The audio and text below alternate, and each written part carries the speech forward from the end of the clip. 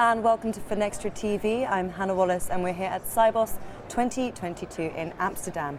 Joining me in the studio now to discuss instant and frictionless payments is Joanne Fraser from Standard Chartered. Joanne, great to see you again. Thanks for joining us. Nice to see you, Hannah. Thank you for having me. Really good to have you in the studio and talking about a really interesting topic, instant and frictionless payments. It's at the heart of many discussions during Sibos. Yes. And what I'm interested to hear from you first is some of the opportunities you've seen arise from the use of instant payments. Let's start there. Yes, certainly. So instant payments now have been around for now a couple of decades in some markets. So whilst it seems a big topic here for us this week, it is something that we've now been talking about for quite a few years. Coming from the UK, we've had instant payments for now over 20 years, so it doesn't feel all that innovative anymore.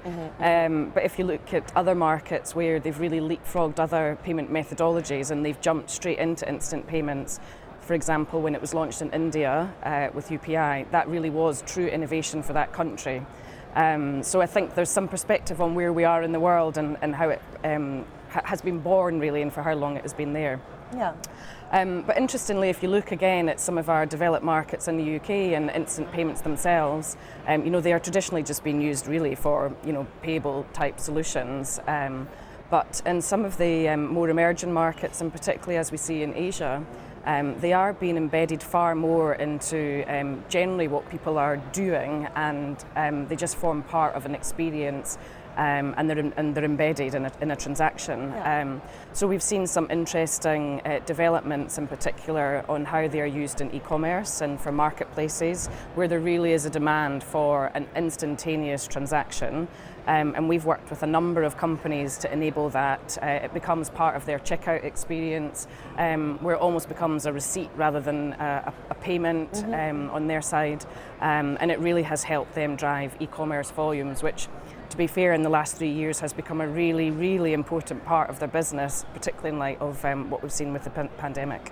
Yes, of course, the pandemic. That made a lot of big shifts and changes, didn't it? So thank you very much for bringing us up to date. So I'm interested to hear about some of the challenges you're seeing in this space and what businesses need to do and how they need to innovate to operate in a 24/7 payment world. Yes, exactly. So I think on a global level we see instant payments now popping up in a number of markets, and domestically they work and people are really adopting them. You'll have heard a lot this week about how we connect the domestic capabilities around instant payments and broaden them with a cross-border experience, and how we move money faster, frictionless, so that it's not stopping, it's going through first time.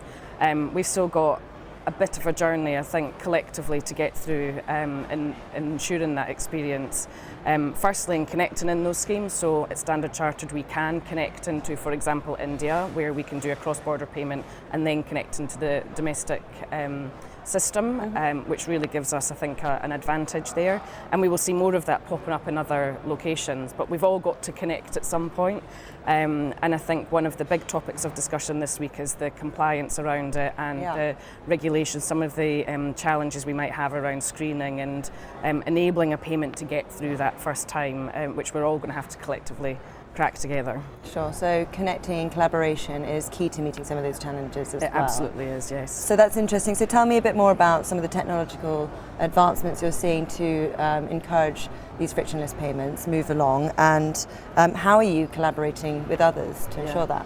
So the technology point is quite an interesting one, and some people might argue actually it's not about the technology, which to a point I would agree. But on instant payments on their own do not really enable the experience that we all want. So there's so many other technologies that you need to put with it to form part of that ecosystem. So for example, APIs, which provide you with the ability to initiate a payment, also the ability to get real-time balance information and move away from the traditional empty 940 statements that a corporate would get. So the API technology is a critical part of it. Being able to embed into platforms, with marketplaces, so that broader platform capability is a key part of a number of corporates where marketplaces and that e-commerce journey is another important aspect. And also we see just, very basic, how the mobile forms part of it, and for example, where we're dispersing into the unbanked areas, for example, where people are using wallets, and that mobile device and that wallet capability is also an important aspect. So there are so many different components that make up the ecosystem for this to be frictionless also.